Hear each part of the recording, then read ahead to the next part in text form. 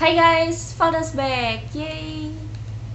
Oke, jadi di video kali ini karena banyak banget yang request nih, jadi aku mau sharing tips and tricks gimana caranya biar bisa lolos program yang bergengsi banget di Jawa Barat, yaitu Jabar Vigileaders. Tapi sebelum itu, for your information, 2 tahun yang lalu aku udah pernah bikin video tips and tricks juga gimana caranya biar bisa lolos Jabar Future Leader Scholarship atau JFLS. Yang belum nonton, check it out di sini, video di sini. Intinya program JFLS yang ada scholarshipnya itu berarti ranahnya beasiswa ya. Program dari Jawa Barat yang ranahnya beasiswa untuk di Jawa Barat juga. Nah, kali ini yang Jabar Future Leaders doang nggak ada scholarshipnya, itu adalah program pelatihan kepemimpinan yang mana nanti kita kedepannya akan menjadi ajudan milenial Gubernur Jawa Barat Bapak Ridwan Kamil. Salam hormat Pak. Mantap. Ya pokoknya intinya gitu ya. Oh ya, by the way, ini programnya diinisiasikan langsung oleh Bapak Ridwan Kamil loh guys. Jadi KBL keren banget loh. Aduh, ini racun TikTok dasar. Dah, oke, skip. Nah, lanjut sebelum ke tips and tricksnya, aku mau kasih tahu kalau yang angkatan aku atau angkatan 3, yaitu tahun lalu yang 2021 itu ada 2 tahapan seleksi. Seleksi yang pertama yaitu membuat essay dan membuat video vlog di Instagram. Dan seleksi yang kedua yaitu tes fisik, tes psikologi, dan tes wawancara. Dan nanti di video kali ini yang akan aku bahas yaitu sesuai dengan pengalaman aku dan ala aku ya guys. Oh ya, karena sekarang itu tepat tanggal 6 Februari 2022, ini hari Minggu sih. Jadi yang mana ini adalah tanggalnya atau masa-masanya pendaftaran untuk batch keempat. Jadi mungkin video ini ditonton sama para pendaftar dari batch 4. Nah, tapi semoga aja kedepannya persyaratan pendaftaran untuk batch 5, batch 6, dan seterusnya itu nggak jauh beda dengan persyaratan pendaftaran di batch 4 ini ya. Jadi kalian yang nanti daftar batch 5, batch 6, dan seterusnya bisa nonton video ini juga. Oke, udah cukup basa-basinya dulu. Kita langsung aja masuk ke tips and tricksnya. Tips yang pertama yaitu pahami dulu tema esai yang diberikan oleh panitia.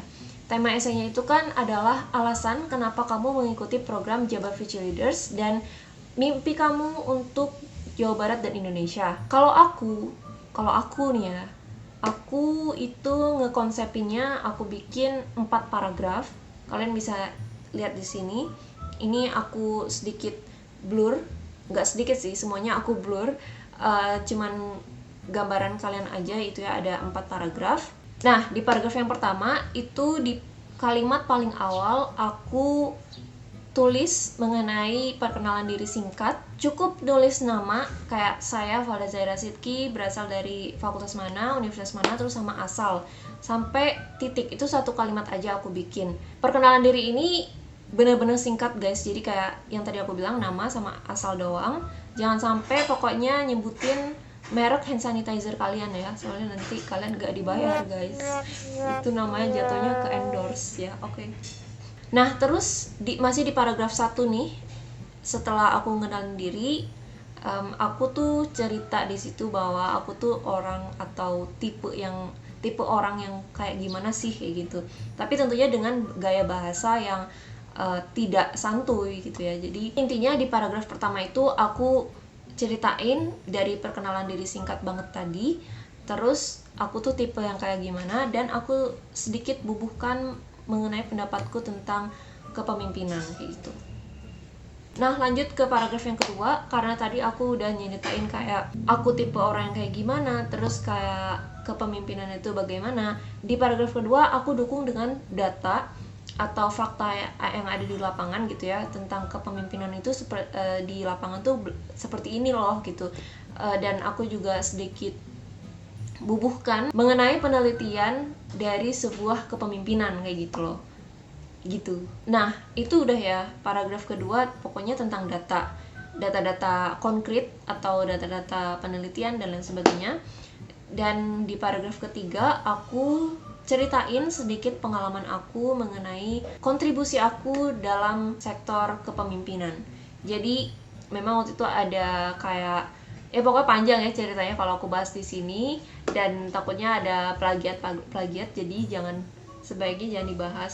Intinya aku nyeritain tentang pengalaman aku di paragraf ketiga di sektor kepemimpinan gitu ya. Oke, nah yang terakhir ini yaitu di paragraf keempat, aku sangkut pautin dari segala hal. Kayak tadi yang aku bilang dari paragraf pertama, yaitu tipe aku yang kayak gimana, terus kemudian lanjut ke pengalaman dari tipe aku, istilahnya dari tipe aku yang seperti itu, kemudian aku bisa dapat pengalaman sesuai dengan yang aku inginkan gitu ya, sesuai dengan tipe aku, kemudian juga didukung dengan data atau fakta lapangan atau data penelitian, dan dari situ aku ingin berkontribusi lebih untuk Jawa Barat dan Indonesia kayak gitu. Sebutin aja gitu spesifiknya kalian di bidang apa. Misalnya kayak aku waktu itu di bidang produktif atau keproduktifan kayak gitu ya, atau mungkin bisa dibilang pengembangan SDM atau sumber daya manusia di Jawa Barat dan Indonesia. Masalah gaya bahasa atau susunan inti paragrafnya itu sebenarnya bebas sih, tinggal diatur-atur aja. Yang penting dari satu paragraf ke paragraf selanjutnya itu nyambung dan maknanya juga jelas. Oke, tips yang kedua, ini mungkin singkat ya teman-teman, karena di persyaratan essay ada maksimal jumlah kata essay, yaitu 500 kata. Jadi saran aku, kalian harus bikin essay-nya itu dengan jumlah kata yang mendekati 500 kata. Kalau aku waktu itu 498 kata. Jadi usahakan kalian juga harus bisa nulis essay-nya mendekati 500 kata. Syukur-syukur kalau 500 kata pas. Oke, lanjut ke tips yang ketiga, yaitu buatlah esai kalian padat dan penuh makna. Padat dan penuh makna di sini bisa diisiasati dengan tidak bertele-tele dan jangan ada pengulangan gitu ya. Jadi untuk triknya, kalian bisa tulis dulu nih di Microsoft Word. Jangan langsung tulis di formulir yang udah disediakan, yaitu yang di Google Form itu. Jangan langsung tulis di situ, tapi kalian harus bikin dulu di Microsoft Word, karena kalau di Microsoft Word itu kan kita bisa edit dulu gitu ya guys. Kalau kalian langsung tulis di formulir Google Formnya itu nanti takutnya kepencet submit, nanti gimana gitu kan, bisa bahaya guys. Juga diperhatikan jangan sampai ada saltik gitu ya. Saltik tuh typo, jadi jangan ada typo, apalagi ada kata yang disingkat-singkat. It's a big no. Jangan guys, itu menunjukkan keseriusan kalian dalam membuat essay, yang mana bisa menjadi poin atau nilai plus untuk essay kalian. Oke, lanjut tips yang keempat, yaitu jangan mengada-ngada dan sesuaikan dengan pengalaman pribadi kalian guys. Sesuai dengan pengalaman pribadi, kemudian didukung dengan data yang konkret gitu ya. Datanya juga jangan mengada-ngada. Data yang dimaksud di sini adalah kayak ya data-data penelitian gitu, kayak misalnya kutipan dari peneliti siapa gitu ya. Dan juga jangan lupa taruh sumbernya. Dan kalau mengenai pengalaman, selain kalian harus menceritakan pengalaman pribadi yang realnya punya kalian, itu kalian juga usahakan ceritakan pengalaman yang terbaru. Jangan sampai nanti nulisnya pengalaman pas kibra pas SD. Nyambung juga sih pas kibra kepemimpinan, cuman itu agaknya terlalu lama gitu ya. Jadi usahakan itu yang kalian ceritakan adalah hal-hal yang terbaru yang saat ini atau masa kini gitu ya. Kayak gitu. Oke guys, segitu dulu pembahasan untuk seleksi esai Jabar Future Readers ini. Kalau kalian selanjutnya punya pertanyaan-pertanyaan lagi, bisa langsung chat ke kolom komentar di bawah ini atau DM langsung ke Instagram aku di @valdazsidki. Dan juga jangan lupa untuk like, share, dan subscribe kanal YouTube aku ini untuk dukung aku terus biar bisa bermanfaat bagi orang banyak. Oke, selanjutnya aku mau ngebahas tentang tips and tricks gimana caranya biar bisa bikin vlog atau video yang menarik gitu ya. Jangan menyepelekan hal sekecil apapun guys. Contohnya di sini jangan lupa kalian sampai tidak memang nyeleksi satu-satu gitu kan. Tapi berarti ada kalimat atau kata yang harus pengubahan itu kan nggak mungkin kayak sekedar